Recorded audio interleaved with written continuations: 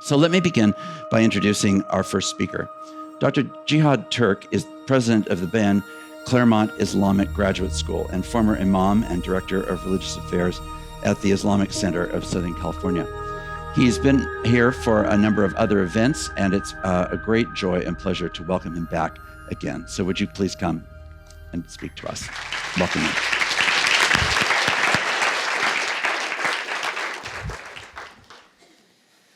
Good evening. There's 3 people who are showing some love here. Appreciate it.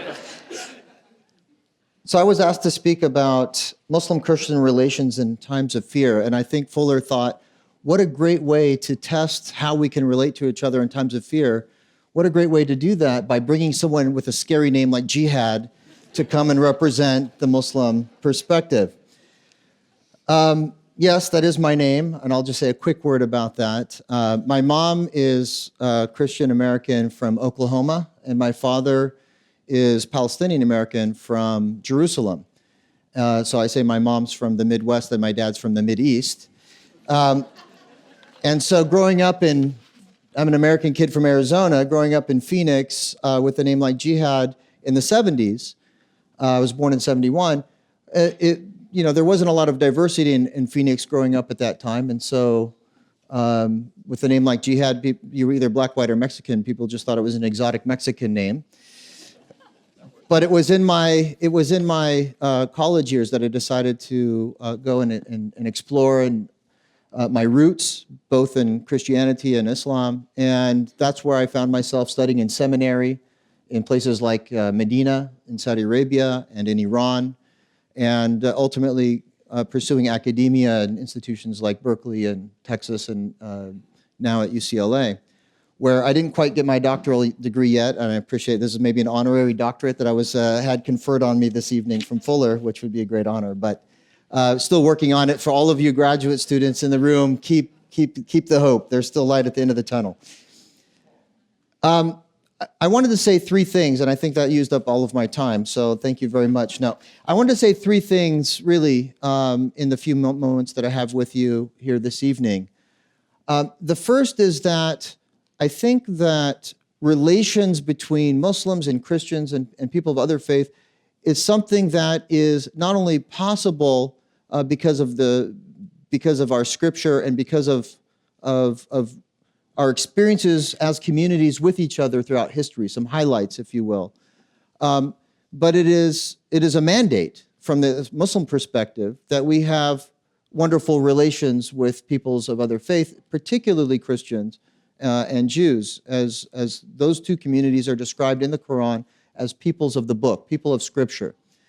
And so I'll just share with you one verse that highlights this commandment by God in the Quran to have good relations with peoples of other faiths. There's a verse, and I'm going to summarize it for time's sake, that says simply that if God would have so willed, he could have made you a single people. He has given each of you a law and an open way. So your mandate now is to strive as if in a race in doing virtue with one another. In other words, encourage one another in doing good. Find that common ground upon which you can build a better tomorrow. In the end, you will all return to God, and he will tell you about the things in which you differed, our different theological positions, etc. So this is our commandment in the Quran, to work collaboratively and cooperatively with people of other faiths.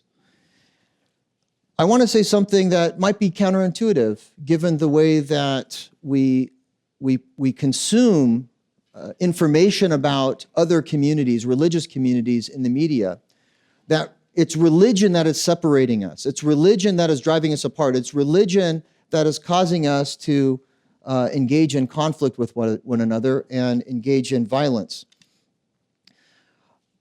As a graduate student, one of the things that I wanted to pursue just for my own edification was the understanding of what's really going on in this part of the world. And having lived there and studied there and traveled extensively and studied extensively, it took me a number of years to come to the conclusion that I'm going to share with you this evening. And then I'll conclude with maybe an optimistic note.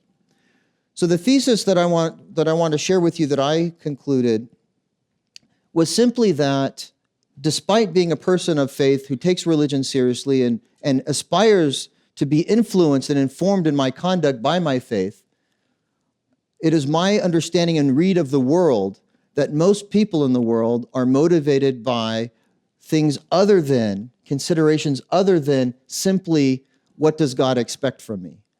Things such as economics, culture, tribalism, and power. And so the thesis is put simply that what we find occurring in the world today, in places in which there is conflict and violence, is that most of these conflicts can be understood by looking through the lens not of religion, but in the lens of nation states, nationalist narratives, and competing nationalist narratives within boundaries of nation states. So let me give a few examples to unpack that thesis and give you examples both outside of the Muslim communities in the world and within the Muslim communities. And then we'll, as I indicated earlier, we'll conclude with some optimistic statements about what's going on here in the West and what could go on in other parts of the world. If we look at places, the world used to be divided into empires, in which they were characterized by being multi-ethnic, multi-religious, multi-linguistic, ruled by an emperor or a sultan in the case of the Ottoman Empire, that had all of this diversity under them, and their main focus was controlling the territory and extracting taxes from their population. But what you did in your personal life, as long as it wasn't rebellion, was not something that they interfered with too much. But once the world transitioned to a world of nation states, and starting with Europe, there were many wars that took place. And what it boiled down to in the case of Europe in particular, and then was exported to other parts of the world, was this coalescence around what it means to be not a subject of an empire, but a citizen within a nation state. And simply put, being a citizen within a nation state, and Foucault, some of you might have had to study him, would suggest that modern nationalism centers around 5 main aspects of identity. One of them is religion, but the other ones include language, attachment to a particular piece of land, a shared history, and a culture.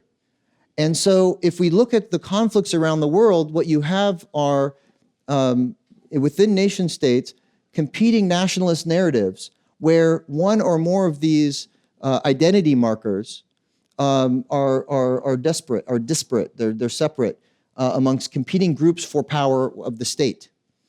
And so if we take the well-known case of Northern Ireland, we have here, they're all Irish, they speak the same language, the same culture, the same history, the same piece of land. What's the differentiation between the two groups was religion. One was Catholic, one was Protestant. It's not that there's anything inherent within Catholicism that would justify the terrorism that the IRA undertook to pursue their political ends. Nonetheless, this tactic was used in order for that group to gain political power. And it wasn't so much a religiously justifiable, not that you can justify any of the tactics that were used that involved violence from a Christian or Catholic point of view, but it was a nationalist struggle in which religion was one of the identity markers for that group. Similarly, in the case of the Basques in northern Spain, in the Pyrenees area of the Iberian Peninsula, they were struggling for an independent state, an independent country. And they used terrorism tactics, blowing up public facilities and killing civilians as a way to try and achieve their goal. A few years ago, they finally gave up their decades-long struggle for independence. What was the distinguishing narrative within the Spanish, the Iberian Peninsula for this group, this demographic, to pursue their nationalist interest was, or their self-autonomy, their self-governance, was that they were all Catholic. The rest of the Spaniards, as well as those who lived in the area where the Basques wanted to claim independence, but they were different in all the other 4 areas. They had their own culture, their own language, their own history, and their own territory. Similarly, you can take another example, and I'm about to wrap up. I realize I'm coming to the end of my remarks now, but we're going to get to the Muslim world, and I think that there was some political violence that happened there, if I'm not mistaken, in recent years. But one more case study from outside the Muslim tradition, and this one might be a little bit more surprising to you. If I were to mention to you Buddhism, your first impression might be, Buddhism equals peace and love and gentleness. Recently, I hosted a delegation at Bayan Claremont that the State Department sent over from this region within this country that used to be called Burma, now we call Myanmar, in which Buddhist monks are espousing a radical ultra-nationalist narrative and encouraging their followers who are heeding them and actually going out and following at their behest, a slaughter of a minority Muslim community known as the Rohingya Muslims. And it seems counterintuitive because it's not really what Buddhism is about. But Buddhism was being instrumentalized by the newly democratic state of Myanmar to instill fear in a certain population, to unify other parts of the population for political purposes.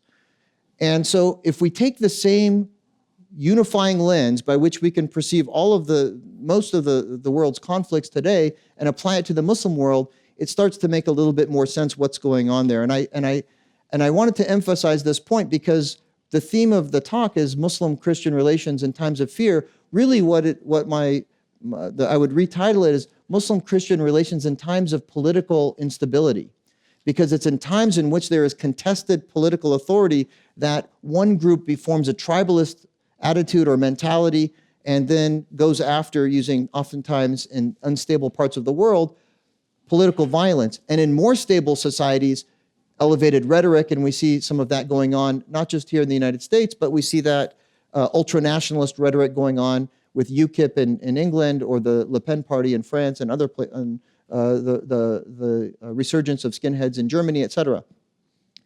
But let's take Iraq, for example.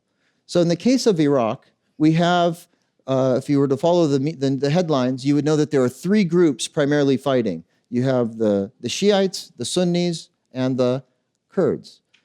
So we know that the Shiites are Shiite Muslim and the Sunnis are Sunni Muslim. What religion are the Kurds? Well, the news media doesn't highlight or emphasize their religious affiliation because it doesn't fit into the narrative. And they don't quite know what to do with the Kurds because they are the same religious denomination as the Sunnis. They're the Sunni Arabs. They're simply Sunni Kurds. But you don't hear them referred to as Sunni Kurds versus Sunni Arabs versus Shiite Arabs. Maybe it doesn't fit into the soundbite.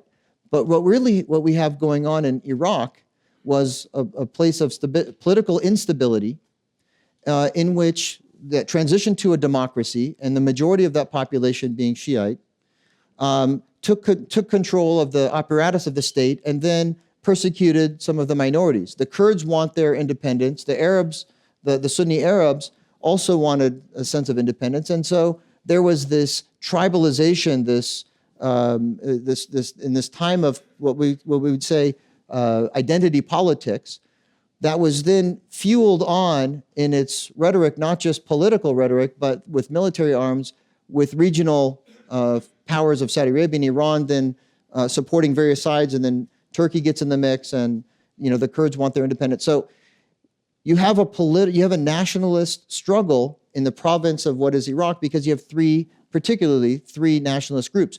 Who gets the raw end of the deal? Well, in the case of Iraq, it's been those who are disempowered, the religious minorities in particular, whether it's the Yazidis or the Christians. And this is not Islamically justifiable. This is something that's abhorrent to any person of religion, the treatment of those communities. I will say that now the Sunni Arab region that has been conquered by ISIS, they're employing these techniques in part because, and I was at the White House Summit on Countering Violent Extremism a year ago in February, and I had the opportunity to talk to the intelligence community officials at that time and said, what's going on with the social media messaging that they have and trying to recruit people from the West and from other parts of the Muslim world, they said, well, they're using this media to project power that they don't otherwise have, and also to try and undermine the strength of the coalition that's formed against them. So, they have an agenda with what they're doing in their messaging. My point is simply this. They're using media to communicate spectacular, gruesome acts of savagery to project power, and they claim religion in the process, but really what's motivating them is not religion. In fact, what they're doing is antithetical to the teachings of Islam, to the point that even Al-Qaeda calls them out as being un-Islamic. And when Al-Qaeda calls you out as being un-Islamic and too extreme, you're on thin ice there. And so, the number one question that we always get as Muslims who speak publicly is, where are the Muslims condemning what's going on in this part of the world? And my response is, ask Google. It's all there. We've been condemning. I would say the largest Muslim organization recently came out with a very long condemnation of ISIS, but you might be surprised to know where that largest Muslim organization in the world is. It's in Indonesia with Nahdlatul Ulama, or NU. So you can Google NU and their condemnation of ISIS, but every major Muslim scholar has come out on this issue. So my point is, relating it back to the topic and in conclusion, is simply this. The problem of Muslim-Christian relations is not a problem of our theology. Yes, we have different theologies. Yes, we can discuss our understanding of God and the way that we view Jesus, and other important matters about salvation and morality and our values. And we have areas of commonality and areas of significant difference.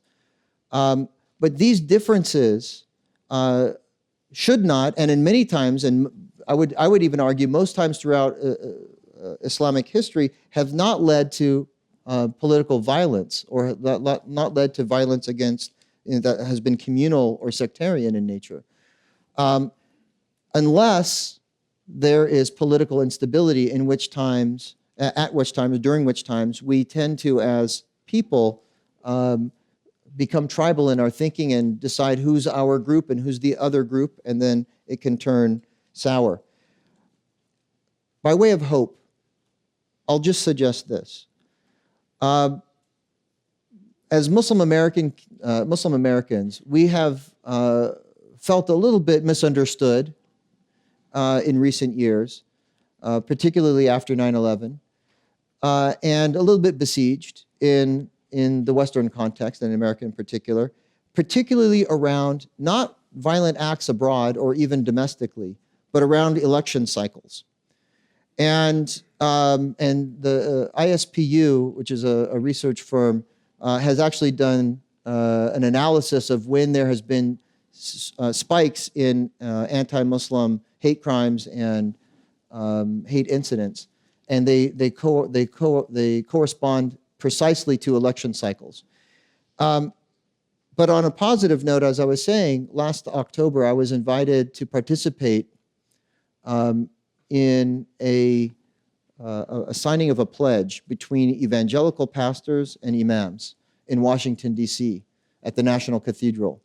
And that pledge, before that pledge, we had a dinner together, and an evangelical research firm admitted at that time, having surveyed evangelical pastors, that general Islamophobia in the United States is at a certain level that's quite high. Evangelical pastors, it's kind of off the scale on many points. And it was kind of a mea culpa moment where they said, listen, it's not very Christian of us to be so anti-Muslim in our rhetoric. We need to be more Jesus-like and be more Christian in our treatment of Muslims. Plus, we want to convert you, and we're not going to be very successful in doing so if we're turning you away.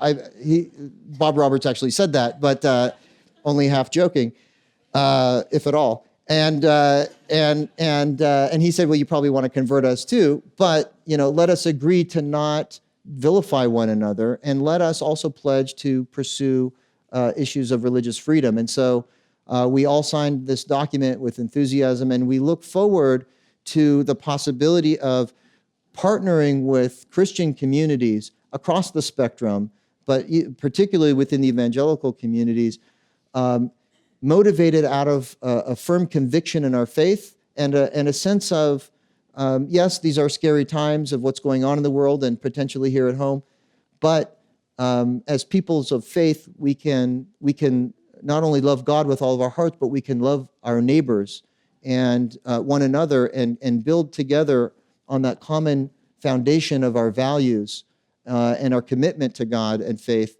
a better society here at home and hopefully around the world. I thank you very much for your attention, and may God's peace be with all of you.